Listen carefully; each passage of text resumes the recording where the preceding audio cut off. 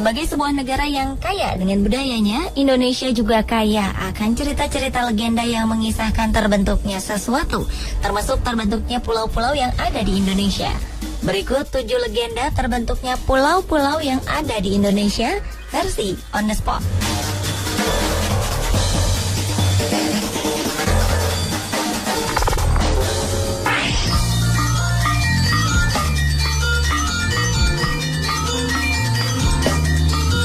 Menurut legenda, Bali awalnya merupakan daratan yang tergabung dengan Pulau Jawa. Berawal dari kisah seorang Brahmana yang bernama Sidi Mantra, yang sangat kaya dan memiliki anak yang suka berjudi, yang bernama Manik Angkeran. Sang anak akhirnya mempertaruhkan harta kekayaan orang tuanya sampai habis, lalu berhutang pada orang lain. Melihat kesulitan anaknya, konon atas petunjuk Sang Hyang Widi, Sidi Mantra menemui naga sakti, penjaga harta karun di kawah Gunung Agung. Setelah hutang terbayar atas bantuan naga, sayangnya Manik Angkeran tetap suka berjudi. Demi harta, sang anak menemui sendiri sang naga dan berhasil menipu. Karena marah, naga sakti pun membakar Manik Angkeran hingga meninggal. Sidi Mantra pun kemudian memohon agar naga menghidupkan kembali anaknya. Dan naga pun mengabulkan permintaan Sidi Mantra. Setelah keinginannya terwujud, dengan kesaktiannya, Sidi Mantra mengeluarkan mata air di antara tempat dia berdiri dan anaknya agar sang anak dapat hidup terpisah dengan orang tuanya. Lama-kelamaan, tanah tempat mereka berdiri dipisahkan oleh air dan membentuk sebuah pulau kecil. Pulau yang terbentuk itu adalah Pulau Bali.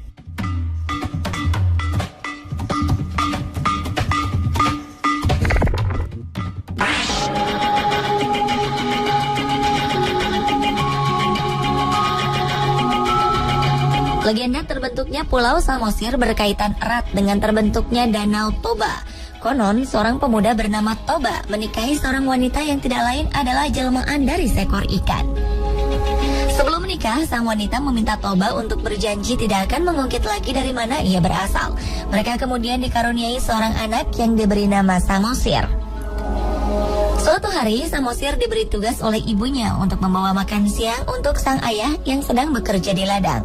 Namun di tengah jalan, karena lapar, Samosir memakan bekal yang seharusnya untuk ayahnya.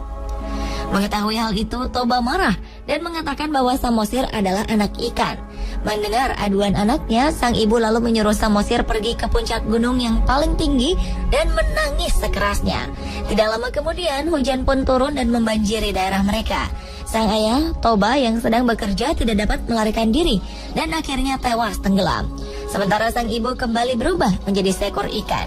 Sementara gunung tempat Samosir berlindung menjadi sebuah pulau di tengah danau. Pulau itu dinamakan Pulau Samosir, sedangkan danaunya dinamakan Danau Toba.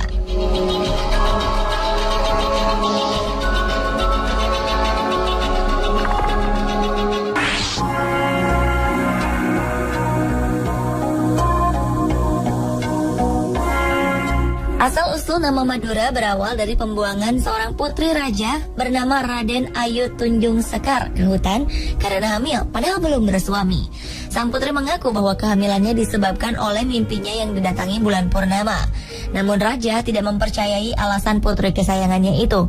Sang putri kemudian mempersilahkan Patih untuk membunuhnya. Tetapi jika alasannya memang benar, putri tidak akan mati terbunuh. Benar saja, pedang yang digunakan Patih untuk membunuh tidak dapat menyentuh tubuh putri. Patih lalu membuatkan rakit untuk putri yang sedang hamil ini dan menyuruhnya melarikan diri. Ketika sedang berlayar saat bulan purnama muncul, sang putri melahirkan seorang bayi laki-laki dan diberi nama Raden Sagara. Sagara dalam bahasa Madura artinya laut. Ketika sampai di darat, bayi yang baru berumur beberapa hari ini tiba-tiba meloncat dan berlari ke sana kemari. Bayi Sagara itu pun menemukan sebuah pohon bersarang lebah yang tersangkut. Namun seperti ingin memberi izin pada sang bayi, lebah-lebah yang tadinya berkerumun pada sarang itu menyingkir, sehingga bayi Sagara dan ibunya bisa minum madu. Sang putri pun menamakan pulau yang ditemuinya ini dengan nama Madura, yang berasal dari kata madu ara-ara, artinya madu di tengah yang lapang.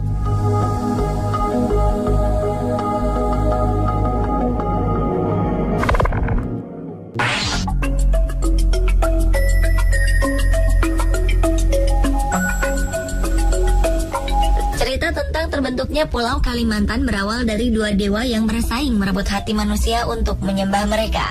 Salah satu dewa, yaitu Dewa Wilayah Atas, membangun sebuah gunung yang terbuat dari emas. Melihat hal tersebut, Dewa Wilayah Bawah iri. Ia pun akhirnya membangun gunung yang lebih tinggi dari milik Dewa Wilayah Atas, namun dari bahan yang tersisa, yaitu batuan dan tanah. Konon, manusia lalu menertawakan gunung buatan Dewa Wilayah Bawah karena dianggap berbentuk jelek dan tidak seindah gunung emas buatan Dewa Wilayah Atas. Dewa Wilayah Bawah pun marah. Ia meremas bebatuan yang sedang dipegangnya. Tapi ajaib, bebatuan itu berubah menjadi batuan mulia seperti batu merah delima, zamrud, safir, dan permata. Dewa Wilayah Bawah akhirnya menggunakan batu-batu mulia ini untuk menutupi gunung yang sudah dibangunnya, dan rakyat pun beralih menyembah Dewa Wilayah Bawah. Pertempuran antara sesama dewa pun kemudian tidak terelakkan. Lama-kelamaan kedua gunung meledak bersamaan dan mengeluarkan bebatuan indah yang tersebar ke seluruh wilayah.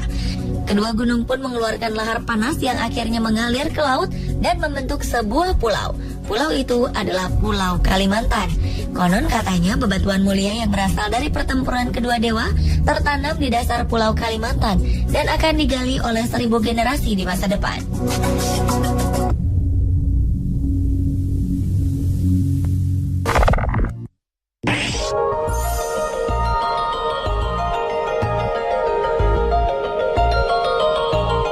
Masyarakat asli Belitung menyebut Belitong atau singkatan dari Bali terpotong.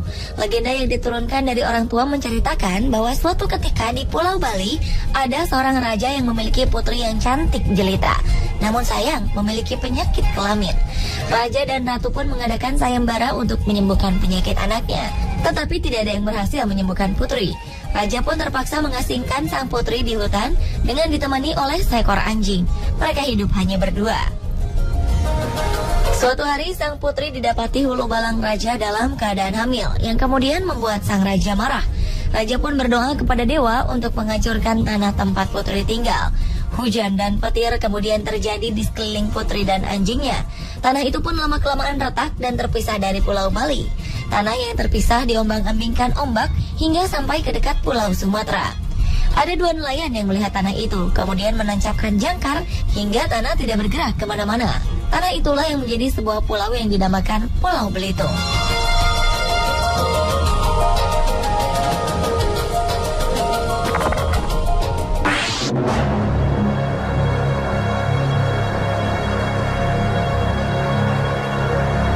Pulau W merupakan pulau paling ujung Sumatera, salah satu pulau terluar di Indonesia. Pulau ini termasuk dalam wilayah daerah istimewa Aceh. Menurut legenda, pulau ini awalnya menyatu dengan Pulau Sumatera. Namun suatu hari terjadi gempa bumi dan hujan yang turun berhari-hari. Daratan paling ujung Sumatera akhirnya patah dan membentuk sebuah pulau yang tandus dan gersang. Lalu ada seorang putri jelita yang meminta pada Tuhan agar pulau tidak gersang sehingga penduduknya bisa hidup dari tanah itu. Putri pun membuang semua perhiasannya ke laut sebagai sesajen untuk doanya itu. Tuhan mendengar doanya. Hujan kembali turun dengan derasnya. Karena hujan deras itu terbentuklah sebuah danau di tengah Pulau W yang dinamakan Anek Laut. Putri itu sendiri akhirnya terjun ke dasar laut dan menjadi Pulau Rubiah yang letaknya berdekatan dengan Pulau W.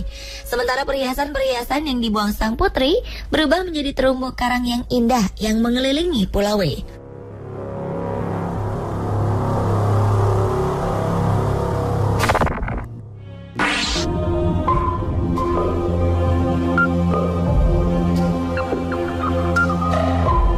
Selama ini Nusa Kambangan dikenal angker karena ada sebuah penjara untuk narapidana kelas kakap.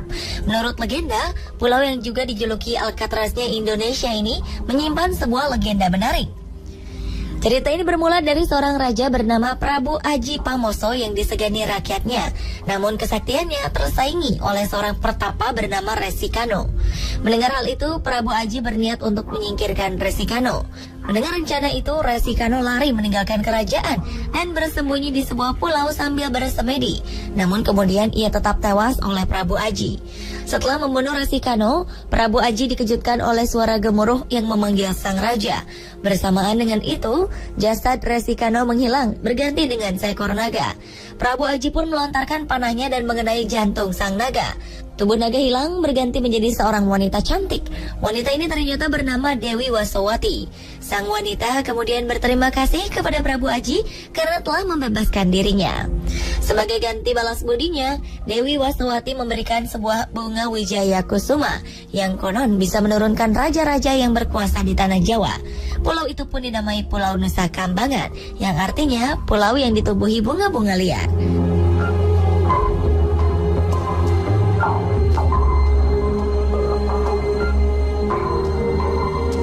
Pemirsa, itulah 7 legenda pulau-pulau di Indonesia.